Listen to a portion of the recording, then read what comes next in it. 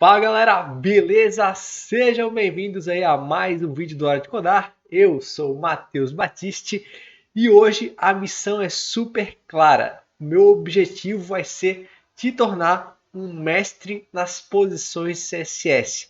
Chega aí de ficar tentando adivinhar o que cada posição faz. Chega de colocar aí 10 vezes a mesma posição e mudar para um elemento ficar certo na página, então ainda não consegui. Não vai ter mais isso. Passando esse vídeo aqui, tu vai tomar as próprias decisões de como posicionar um elemento corretamente na página, tá? Então a gente vai começar assim, galera. A gente vai ter uma parte introdutória, teórica, para falar no geral sobre todas as posições e os recursos dela, tá? Delas, melhor, né? E também depois a gente vai ter a prática, utilizando cada uma delas, a gente vai entender cada situação, cada caso que a gente vai poder aplicar elas, quando utilizar, quando não utilizar, se vale a pena, se não vale, tudo na prática, beleza? E também queria te avisar, né, aqui na descrição tu vai encontrar o link para os nossos cursos lá na Udemy. A gente inclusive tem cursos de HTML e CSS que abordam esses assuntos também, com vários projetos, então vale a pena se tu quer se especializar, tá?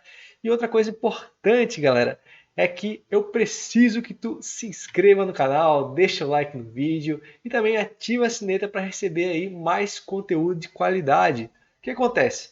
Se tu fizer isso, tu me ajuda a compartilhar esse conteúdo com mais pessoas. Consequentemente, mais pessoas vão aprender desenvolvimento web. E tu se ajuda também recebendo os novos conteúdos em primeira mão. Logo, logo, está saindo um curso em React. Então fica ligado aí que vem coisa boa, muita coisa boa no futuro próximo, tá? Então, beleza? Chega de papo, bora para as positions. Então tá, galera. As posições aí, basicamente, a gente tem 5 no CSS e a gente vai utilizar só algumas delas em casos ainda específicos, tá? Então, deixa eu explicar para vocês primeiramente na teoria o que é posição e quais elas são, o que elas fazem, para depois a gente ver na prática. O que acontece? Antes de entender as posições do HTML, a gente tem que entender um assunto que muita gente não fala, né? É algo meio que oculto, ele está lá, mas ninguém comenta, que é o fluxo do HTML, o flow. O que acontece? A gente vai ter aí o posicionamento dos elementos acontecendo de cima para baixo, né, no HTML. Ou seja, se eu coloco uma div depois um parágrafo, no HTML, na tela, quando eu abrir esse arquivo no navegador, eu vou ter uma div depois um parágrafo. Então, a gente vai ter esse fluxo lógico sendo seguido no arquivo todo, e se a gente não mudar nada de posição, não mudar nada de display, a gente vai ter um site parecendo uma coluna, né, com um elemento aí abaixo do outro, elementos de bloco, né? Mas a ideia é que se eu não mexer nas posições e no display, a gente vai ter sempre aí uma coluna infinita de elementos. E isso não é interessante, a gente precisa moldar o layout como o designer planejou ou como a gente precisa fazer para o nosso site ficar interessante. Aí que entra as positions. Mas se a gente não colocar nenhuma position, ele vai estar sempre, né, o HTML vai estar sempre trazendo à tona aí o fluxo dele. Então, a gente vai ter um elemento embaixo do outro. Isso é de suma importância para a gente entender como as positions funcionam. Primeiramente, galera, a gente vai ter a static, tá? Essa posição a gente nunca vai setar em elemento nenhum. É a posição padrão dos elementos. Depois a gente vai ver lá. Mas tanto uma div, quanto um parágrafo, como um formulário, eles vão estar posicionados como static, tá? E o static, ele não faz nada demais, ele não tem nenhuma atribuição super especial. Ele apenas segue o fluxo do HTML. Então é graças a ele que a gente consegue ver aí um elemento embaixo do outro, tá? Ele é a posição default, a posição padrão dos elementos do HTML.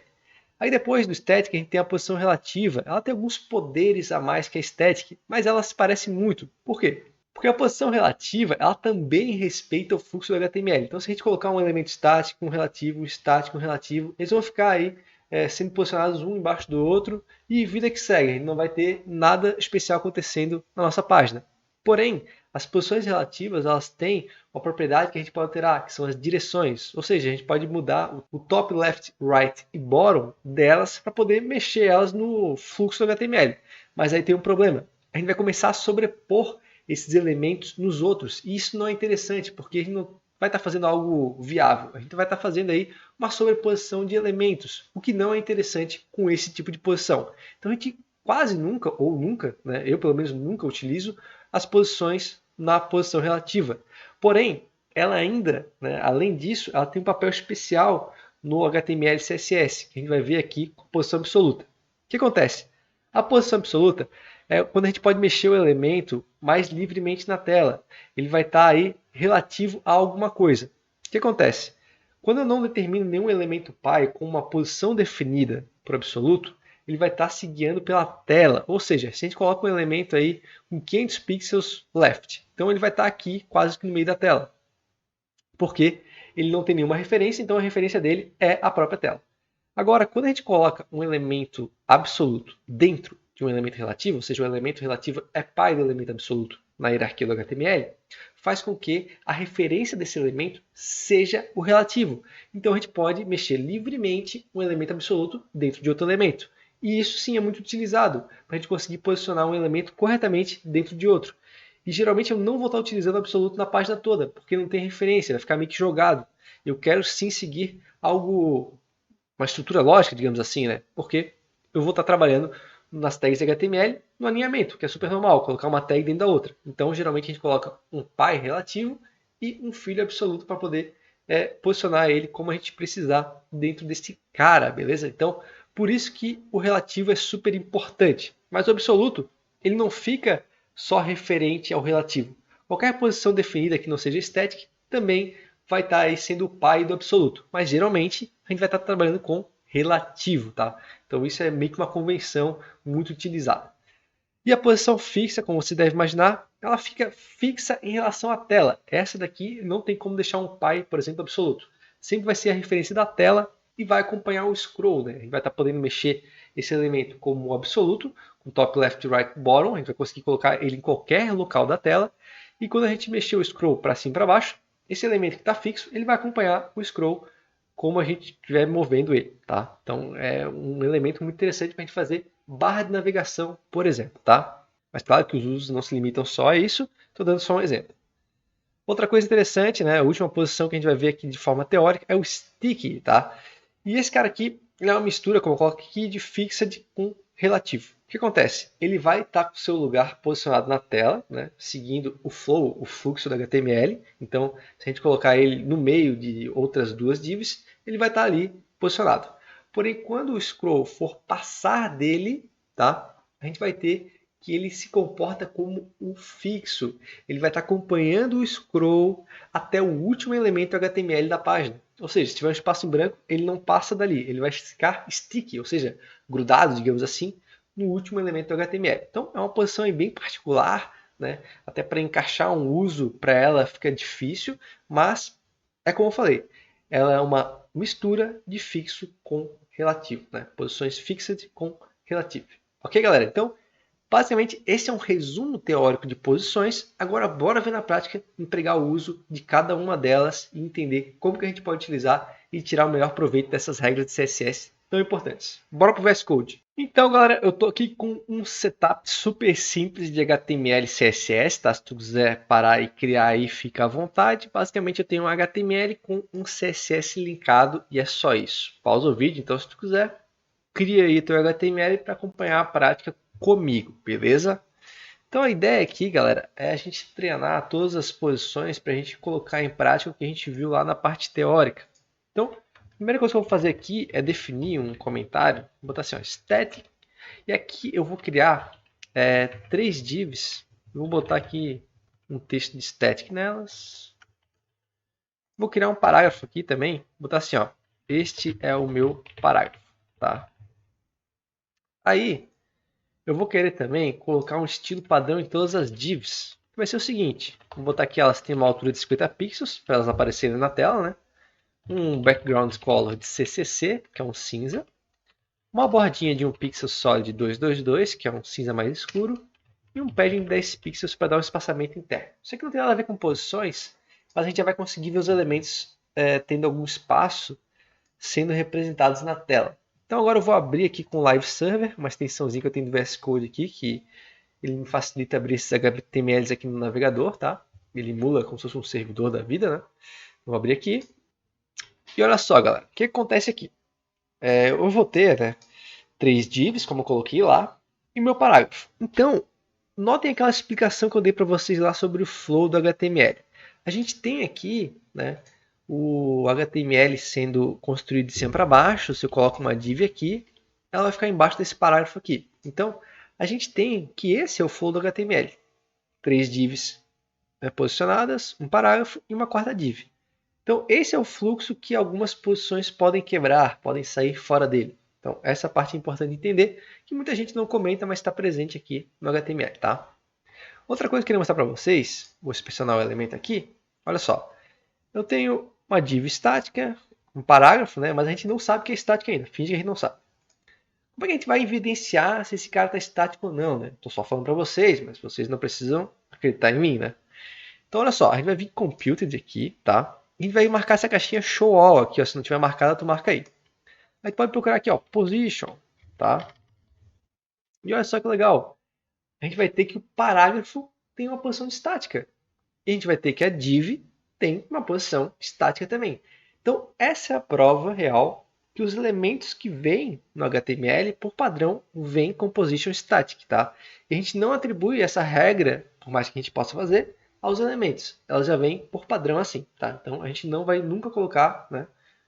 Pelo menos não tem utilidade nenhuma, colocar a position static, já que ele já vem com isso, lá no CSS. A gente vai simplesmente aceitar que os elementos vieram com essa posição.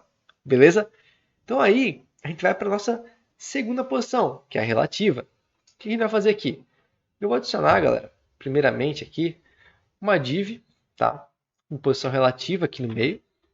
Eu vou botar uma classe de relative para a gente poder alterar essa div, né, como ela representa a posição depois. Então, aqui não, ela vai estar representando uma estática normal, mas a gente vai colocar CSS nessas classes aqui para elas poderem aí estarem tomando forma no nosso HTML, tá?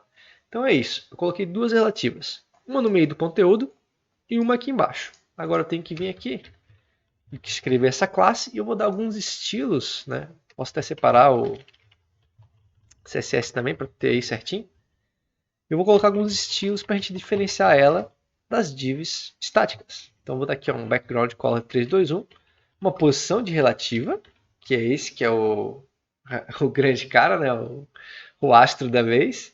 E eu vou botar uma cor de texto branca, para o meu texto aparecer ali dentro. Tá?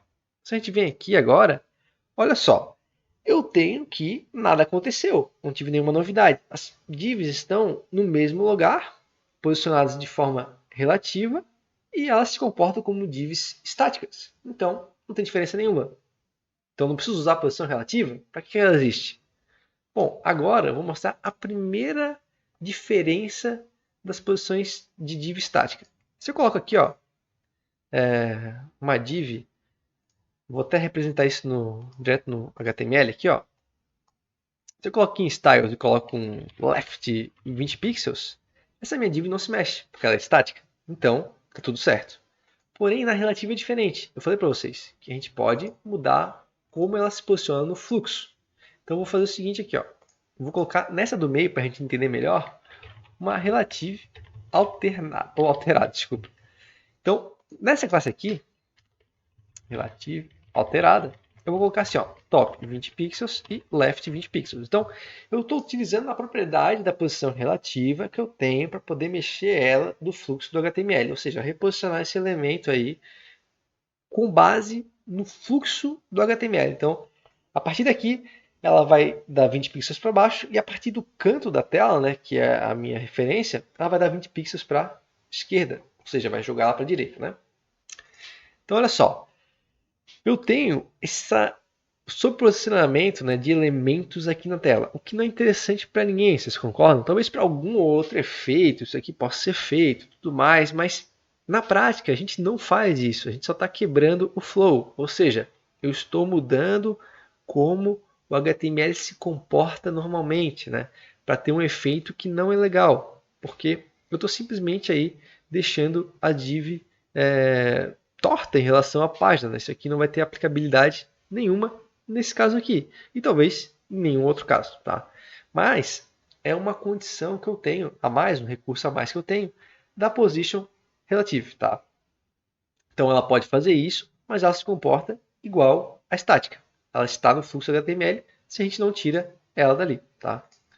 Então, aí vem a grande jogada que eu falei para vocês, da posição absoluta. O que acontece? Eu vou criar mais duas divs agora com posição absolute. Então a gente vai separar aqui, ó. relative. Vou botar aqui, ó, absolute. E eu vou criar aqui uma div que não tem pai. Ela está no body, ou seja, a referência dela é o HTML mesmo. Então aqui, ó, vou botar absolute, tá? E aqui eu vou criar estilos também para esse cara. Então olha só, esse absolute vai fazer o seguinte: a gente vai diminuir ele um pouco. Vou botar que ele tem 25 pixels de altura e também vou botar aqui que ele tem 50 ou 70 pixels de largura, para caber a palavra apenas, tá? E ainda vou botar que ele vai ter um background color aí de 914, esse maior hexadecimal, um rosinha. E vou botar a posição absoluta. Se eu não mexo nada, galera, olha só, ele fica como se fosse a posição estática. Aqui, jogar na tela, né? Respeitando o fluxo HTML. Beleza.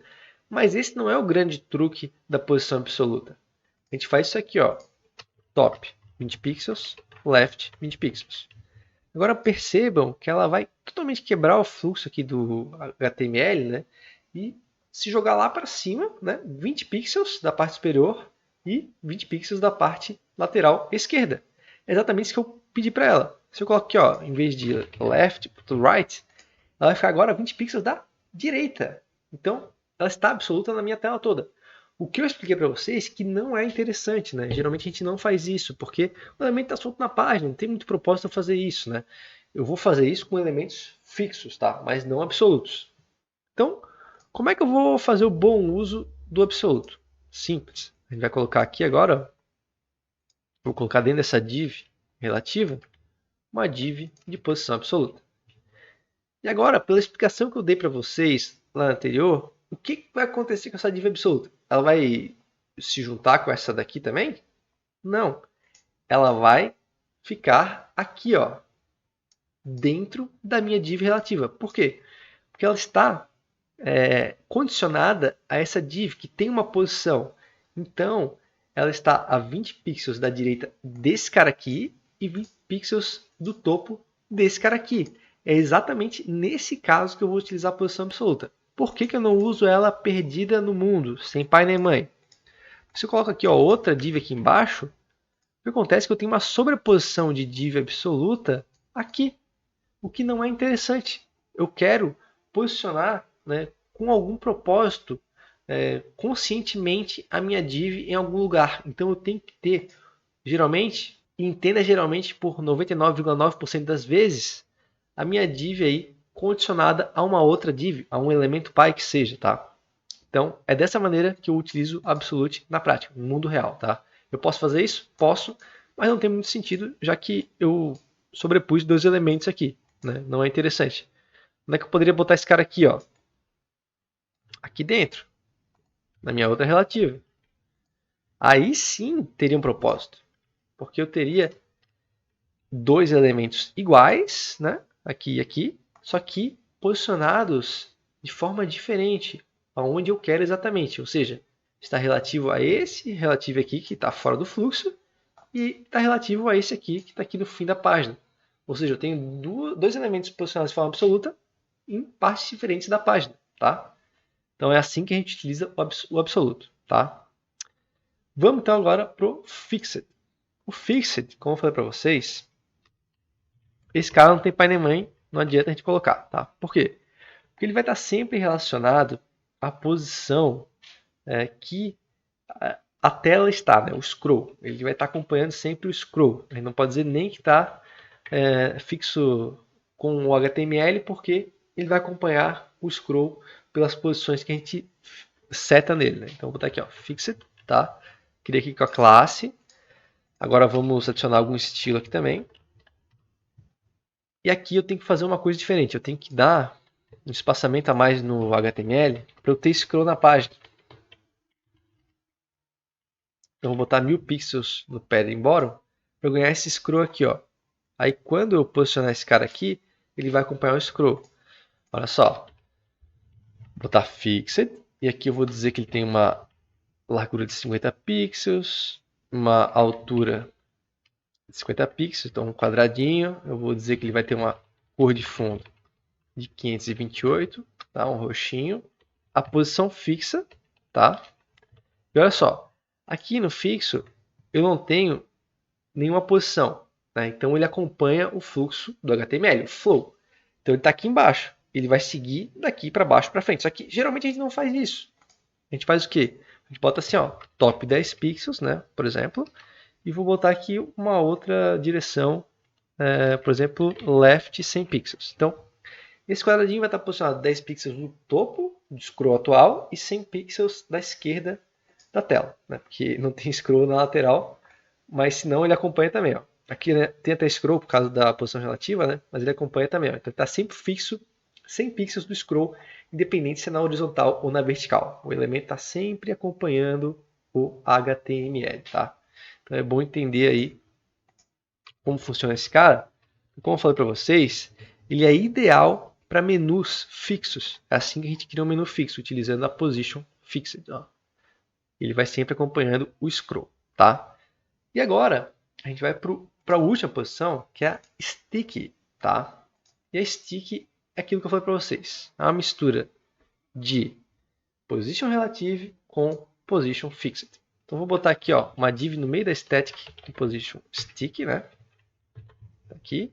E uma mais no fim da tela, aqui, embaixo do parágrafo, tá? Então eu tenho um stick em duas posições da minha tela, né? Vou adicionar estilos, aqui ó, stick. Aqui a gente vai colocar aquela classe que a gente definiu. Vamos alterar também altura e largura.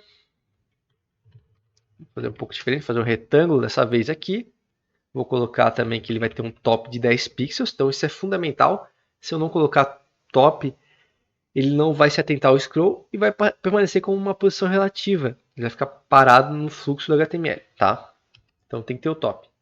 Eu vou botar um background color aqui de 881, tá? Que é esse amarelo queimado, tá? E aqui eu boto por último, o mais importante, position stick. Então olha só. A gente vem aqui, ele está posicionado de forma relativa, ou estática, né? Como tu queira chamar. Ele está no fluxo do HTML. Ele está onde a gente colocou a tag. Quando eu vou passando o scroll, olha só, ele vai começar a grudar na tela ali, ó, junto com o fixed. Porém, se a gente volta, ele volta para onde ele estava. Então ele vai sempre respeitar a sua posição no fluxo. Isso é super importante a gente entender, tá? E o que acontece com aquele segundo ali? Ele também vai grudar. Ó. Vejam que tem essa área branca aqui, que é onde ele deveria estar. Ó. Tá vendo ali? Ele vai começar a desaparecer, porque os elementos vão entrar aí em colisão, né? Mas a gente está levando os dois sticks. E quando o último elemento do HTML acaba, ele para. Então ele gruda, digamos assim, até na tela, né? Até o último elemento do HTML restar, que é diferente do fixed, que fica sempre junto do scroll, tá? Então a gente vai ter aí o stick acompanhando, né, o fluxo do scroll, enquanto houver elementos se comportando como uma posição fixa. Mas quando ele retorna para sua posição original, ele é um elemento relativo ou estático, como tu preferir, né? Ele vai respeitar o flow da página, tá? Então, galera, assim a gente finaliza aí essa nossa super imersão sobre posições, tá?